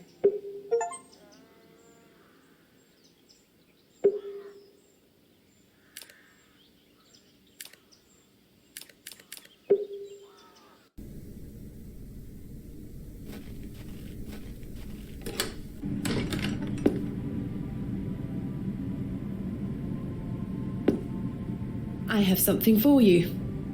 You found them? Oh, you dear child. Let's take them straight to Albert. You'll come with me, won't you? Of course, Mrs. de Plancy.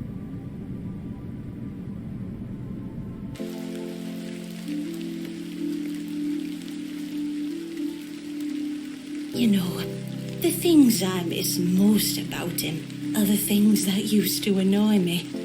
The click of his jaw as he chewed his sandwiches, leaving his tools all around the house. The way he'd never back down from an argument. He's just quiet at home now. Silence. The funny thing is, that's what he always craved. Peace and quiet. He were a good man, our Albert. Sounds like he was. I'm so sorry. Do you fear death, pet?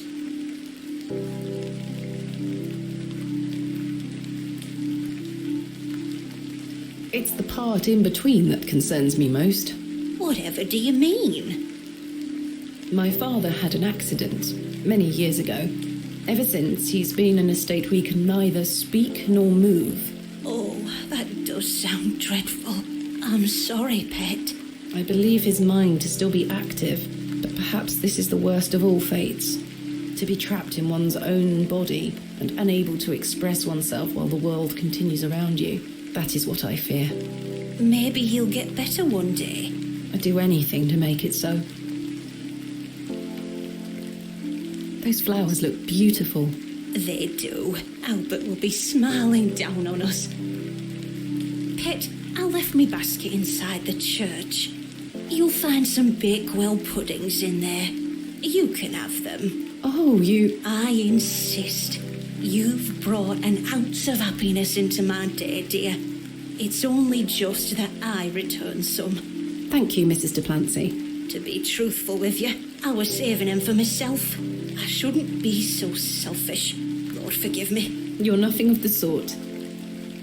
I'll stay here with Albert a bit longer. You go back to your day, Pet. Lord be with you. And you, Mrs. de Plancy.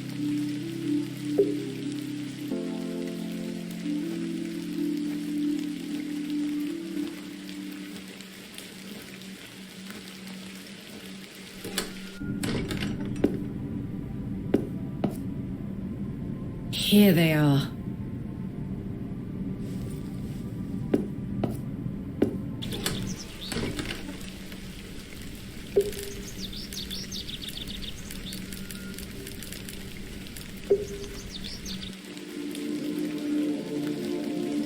The vision returns.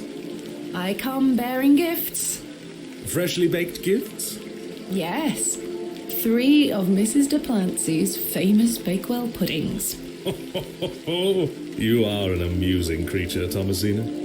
What do you mean? You must think me a scoundrel of the highest order for asking you to undertake such folly. Of course I would have lent you my men either way. I merely desired an excuse to share a cake with you.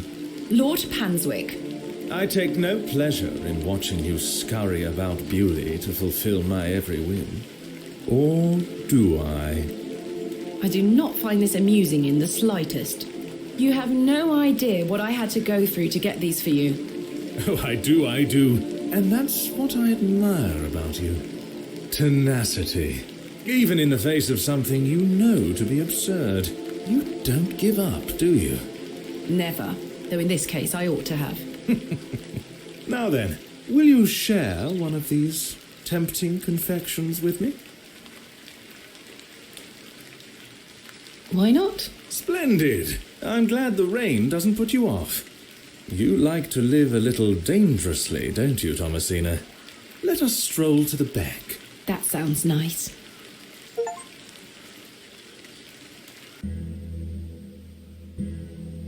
We walked side by side down to the beck, his hand occasionally brushing my own.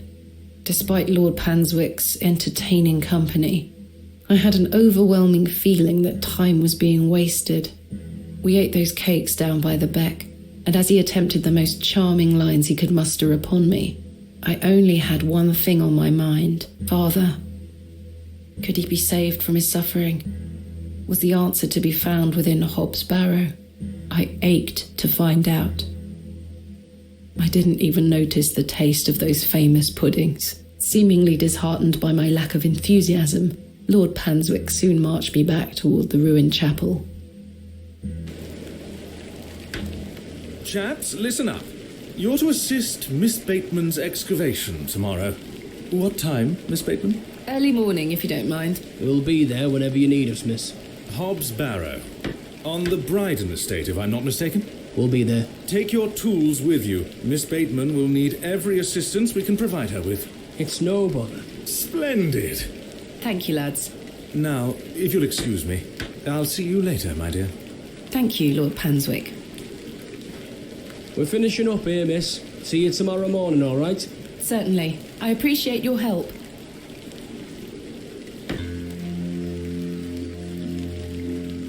Well, that's a relief to have my crew assembled for tomorrow. It's getting dark and cold. Time to head back to the plough and furrow.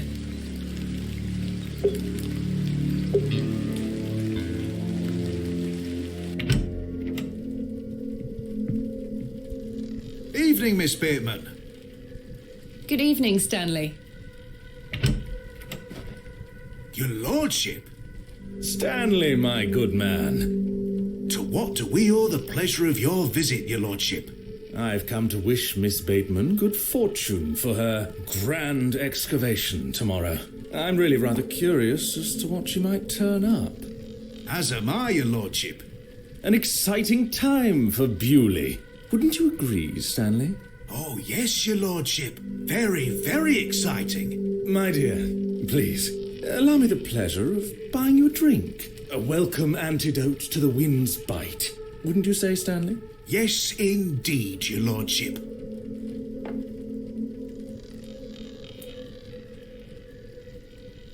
Why not? Splendid. You heard the fair lady.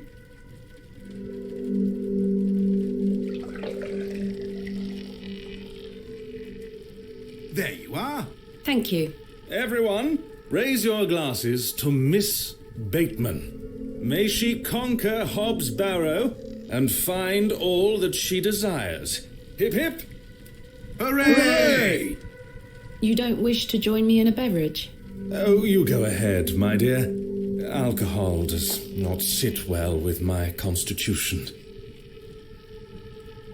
Thank you, your lordship. I needed that. I aim to provide you with whatever your heart desires. I've reminded my chaps they're to meet you at Hobbs Barrow in the morning. Thank you again, Lord Panswick. Till we meet again, faites des beaux rêves. Mr. Shoulder? Your lordship? Hello again, Mr. Shoulder. Miss Bateman. I've recruited the help of some local labourers to help with the excavation. Marvellous. When do we start? Tomorrow morning, first thing. Wonderful. Can I count on your assistance? Of course. I'll meet you here at the plough and furrow. What else can you tell me about the previous excavation? I think I covered it earlier, Miss Bateman. As you yourself said, it were a time of superstitious hysteria. What was it like, living in that period of hysteria? I kept to myself. It didn't really affect me. My hens stayed healthy and their eggs kept me well fed. If one can keep a level head in such situations, one can get by. Indeed. Is there anything else I should be aware of before my own excavation? No other ghouls I should be worried about? You know the answer to that. The corruption in that soil were all in the minds of men. Thank you for your time. Aye, Miss Bateman. I'm looking forward to tomorrow. You've changed your tunes, Stanley. An exciting time for Bewley. I thought you didn't want me to excavate Hobbs Barrow. Well, what can I get you? I've had some rather unbelievable news, Stanley. Oh?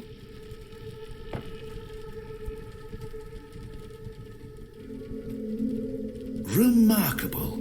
Quite the coincidence, is it not? Remarkable. Just remarkable. Do you recall my father from back then? I'm afraid not. Those were my droving days, you see. I didn't spend much time in Bewley, but an interesting turn of events nonetheless. What do you know of Mother Mildred? I'll tell you what I know about Mother Mildred. She wants locking up. How so?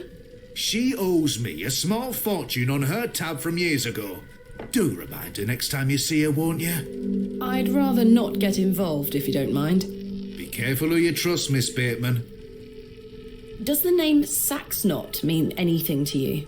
No, I can't say it does. Goodbye. See you soon.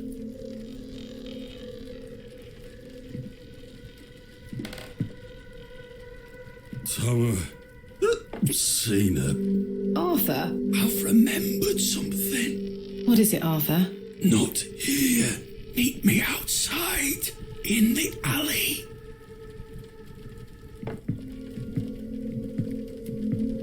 He's stinking drunk, but let's hear what he has to say.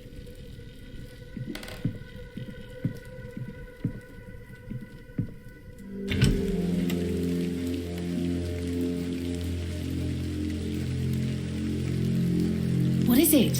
First of all, I must apologise to you. That night we met, when I vanished. Yes? Well, there were a man in the loo. A hooded man. He threatened me with a beating if I told you anything about what I saw. Oh, Arthur, that's terrible. What did you see? That's the thing. I hadn't the foggiest idea what he were on about. It was a drink, you see. I'm an embarrassment, Thomasina. No, you're not, Arthur. Here's what I need to tell you. I've remembered what you were on about. Oh? Aye. Standing in the woods today, I knew there was something. I waited. I concentrated. And it finally came back to me. Please, you're keeping me in some serious suspense here. All right, all right. It were a couple of days before I met you.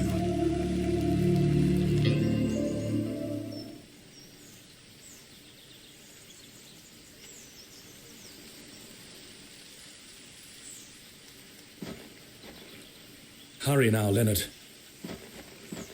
I'm not as quick as I used to be. This leg is getting worse by the day. Yes, yes. I'm constantly made aware of your failing health. Do not fear. You said he has promised you the reward of your returned strength. Aye, and it can't come soon enough. Are you sure that it must be her blood? Aye, she's family. And she gets here in 2 days? Aye. We must bring her to the site as soon as she arrives. No. Your lordship, with all due respect, we've been through this. We need to ease her into the idea. She would laugh in our faces if we just asked for it. Who said we would ask? He told me that she needs to give it willingly. This little scheme of yours better work, Leonard. It will, your lordship. We've got the perfect bit. Wait. Who goes there? Did you hear something?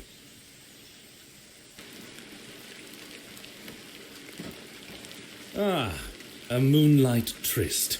After something, are you, Mr. Tillett? Your lordship, let me... Save your words, you drunken wretch. Off you go, skedaddle. Don't make me ask twice. I do wish you wouldn't spend so much time with that fool. It's beneath a woman of your standard. It's sad, really. That dog urine they serve here has rather pickled the man's brain. You're being most unfair to him. Mr. Tillett is a nice man. Come now. I shall bid thee adieu once more, for I do not wish for this to come between us. All the very best wishes for your excavation tomorrow, my dear. Thanks.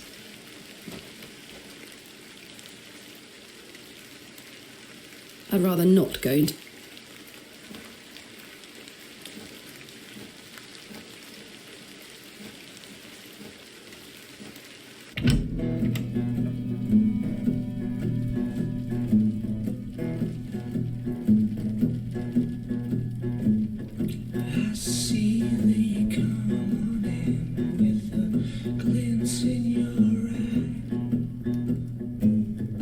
Taking everything you see.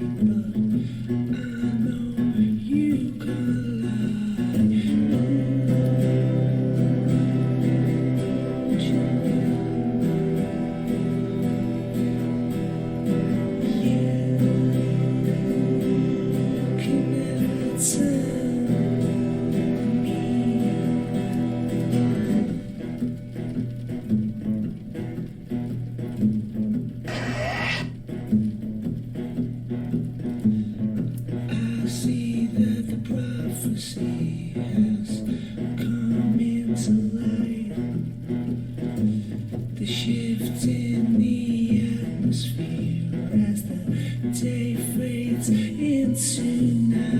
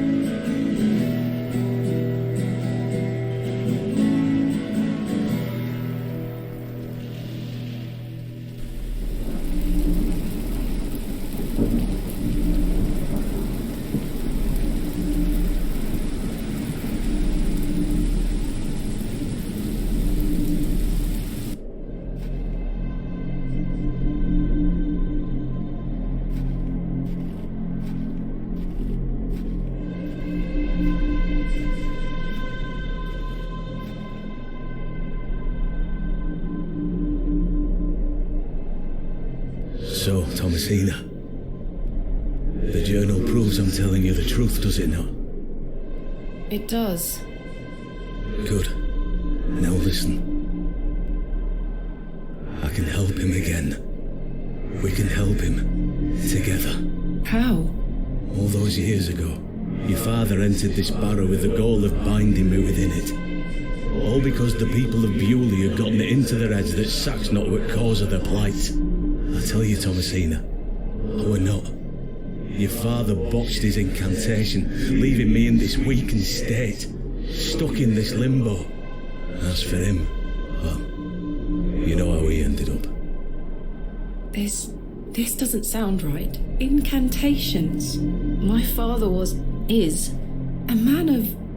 You don't know your father, Thomasina. How old were you? A child of not even 5, 6 years? You need to enter this barrow and undo what your father did.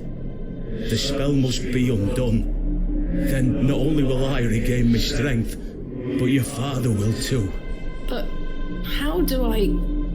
Blood. The truest symbol of life and death.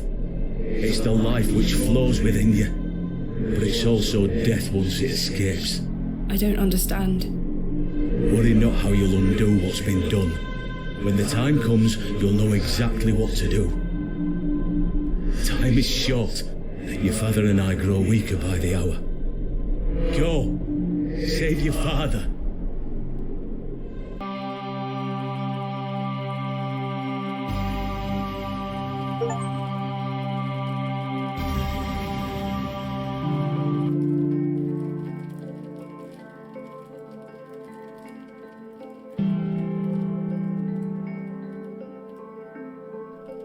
I must undo what has been done. Father, I'm coming.